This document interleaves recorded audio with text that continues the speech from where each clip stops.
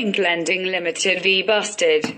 Through fraud, Mrs. Noreen Hussain took advantage of Ms. Susan Bustard's mental handicap by having her by transfer deed, her the house, 12 Cradley Drive, Brookfield, Middlesbrough in 2004. Bustard was sectioned in 2007 and put in hospital.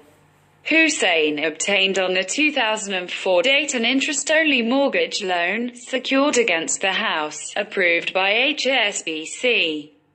In 2008, the fraudster replaced her mortgage loan with one from Link Lending and then defaulted, and the lender claimed possession, arguing Bustard had not been there for over a year.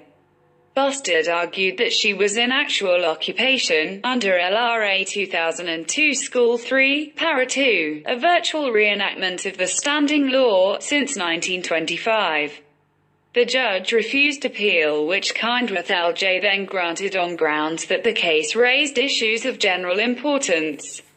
The panel concurred with Mummery LJ's judgment.